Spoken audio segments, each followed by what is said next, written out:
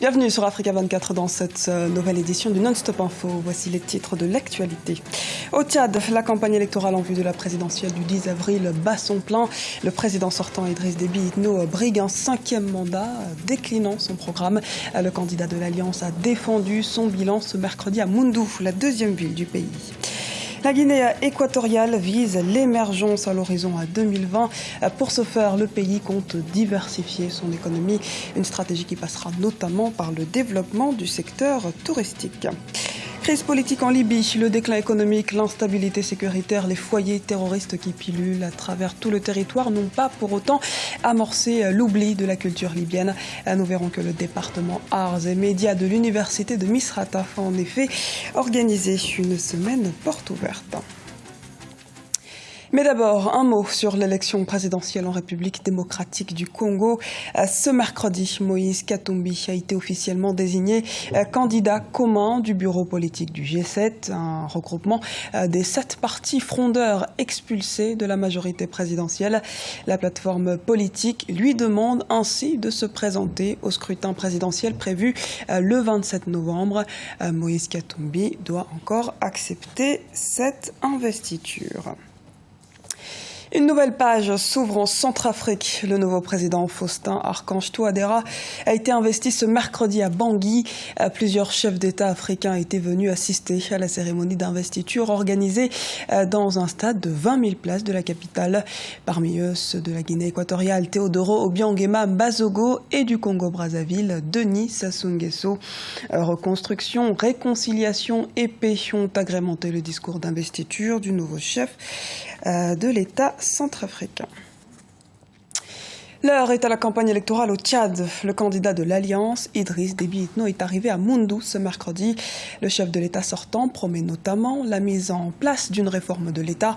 Dans le même sillage, le candidat de l'Alliance invite ses concitoyens à voter massivement pour lui afin de parachever ses chantiers. Un reportage de Mahamat Ramadan, envoyé spécial au Tchad. Commentaire Lise Elsi à Kiziman. Dans sa tournée au sud du pays pour la campagne électorale, le président sortant Idriss Déby, candidat de l'Alliance au pouvoir, est arrivé ce mercredi à Moundou, la ville économique du pays. Il a été accueilli à l'entrée de la ville par les militants et sympathisants du parti MPS, Mouvement patriotique du salut, et ses alliés.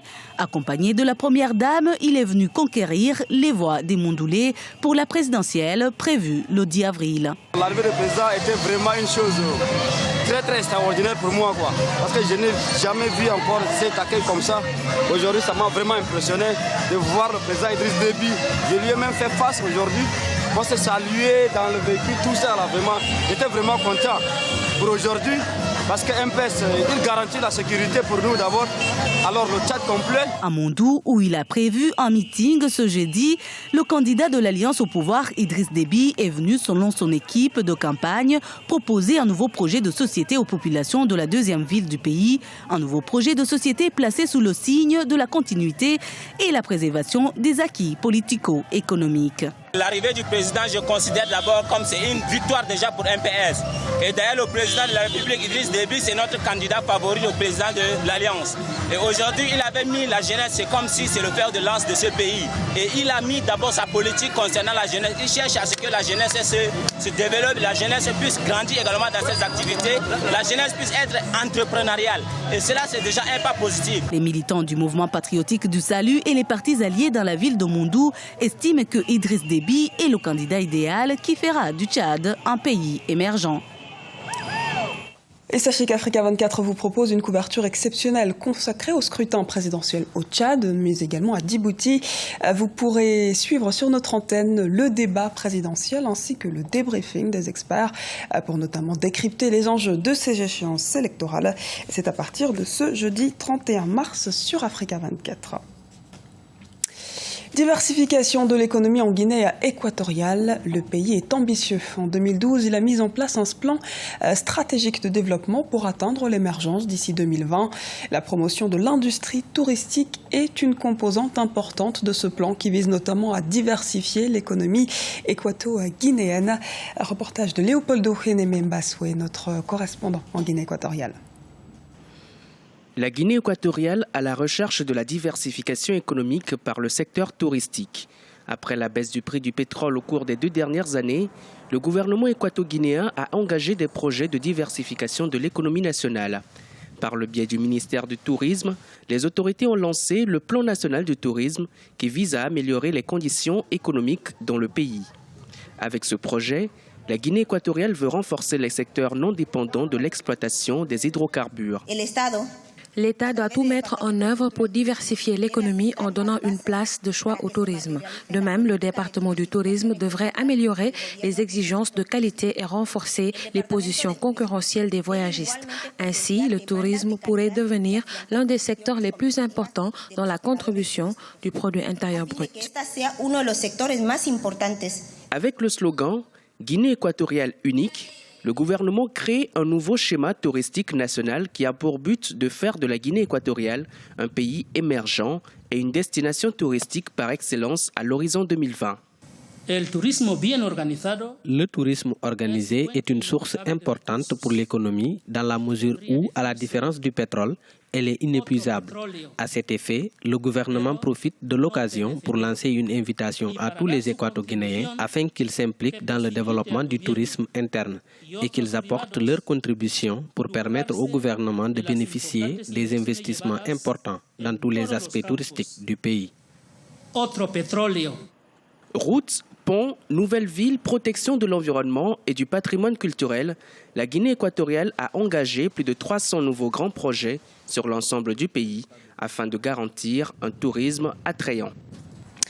Cette fois, l'épidémie d'Ebola est vraiment terminée. C'est une annonce, en tout cas officielle, de l'Organisation mondiale de la santé en date du 29 mars 2016. L'OMS recommande cependant une vigilance accrue en raison de la réapparition de cas isolés du virus dans des zones dites vulnérables comme la Guinée, le Libéria et la Sierra Leone. On fait le point avec Olivia Ayeré-Dobré.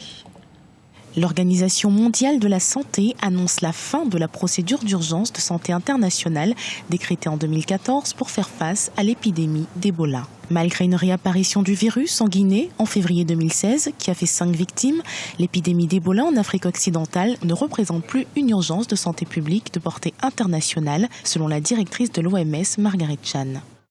Le risque d'une extension internationale est désormais faible et les pays ont actuellement la capacité de répondre rapidement à des résurgences du virus. Il est particulièrement important de s'assurer que les communautés puissent réagir totalement et que les cas soient isolés et traités sans retard. C'est à partir de la Guinée forestière en décembre 2013 que cette épidémie, la pire depuis l'identification du virus en Afrique centrale en 1976, s'est propagée au Libéria et à la Sierra Leone limitrophe. Selon l'Organisation mondiale de la santé, ces 3 pays qui concentrent plus de 99% des victimes restent vulnérables à de possibles épisodes de réapparition de la maladie. Donc, à partir de ce moment où il y a un caractère épidémique important et avec un risque de propagation dans tout le monde entier, l'OMS décrète que c'est un problème de santé mondiale. Maintenant, à quel moment on déclare la fin? On déclare la fin lorsque il n'y a plus de risque de propagation et que le phénomène est censé être maîtrisé localement. C'est le 17 mars 2016 que l'OMS avait annoncé officiellement la fin du dernier épisode d'Ebola en Sierra Leone. Mais le lendemain, l'organisation révélait l'existence d'une possible résurgence d'Ebola en Guinée, où la fin de l'épidémie avait été proclamée le 29 décembre 2015. La vigilance reste donc cruciale pour répondre à de possibles nouveaux cas. La Libye vit actuellement dans un contexte politique, économique et social difficile, mais pour autant la culture n'en est pas oubliée.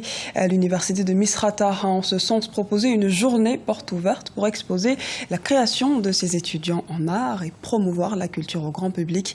Les précisions de Corinne Camden.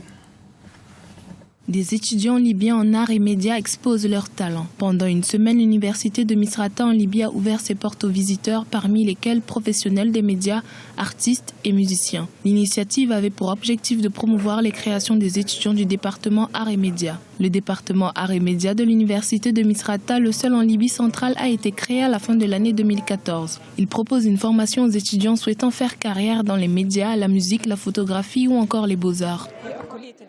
Le département Arts et des médias a donné l'opportunité aux étudiants de poursuivre leur passion et a également donné la possibilité à ceux qui sont doués d'exposer leurs talents, culturellement, artistiquement. En Libye, particulièrement, nous devons changer notre perception concernant l'art et la culture. Nous devons travailler pour soutenir ces jeunes étudiants et leurs talents. Les professeurs se disent agréablement surpris par le niveau de talent affiché par leurs étudiants depuis l'ouverture du département. Par ailleurs, certains étudiants ont reçu des félicitations d'artistes locaux pour leurs peintures et quelques offres d'achat de personnes ayant assisté à l'exposition organisée durant l'événement. Beaucoup de créations ont été appréciées par des artistes qui ont visité l'exposition. Un homme d'affaires qui possède un hôtel a même dit qu'il utiliserait certaines des œuvres d'art pour décorer son hôtel. C'est une belle chose. D'autres se sont aussi approchés de nous pour demander s'ils pouvaient acheter certaines des peintures. Quelques peintures se vendent entre 1000 et 1500 dinars libyens. Depuis son ouverture, le département qui est équipé de studios d'enregistrement, de studios de radio et des salles de montage a déjà attiré environ 500 étudiants aspirant à travailler dans le domaine des arts et des médias. C'était le journal de la rédaction. Merci de nous avoir suivis. Retrouvez dans un instant une nouvelle édition de l'actualité sur Africa 24.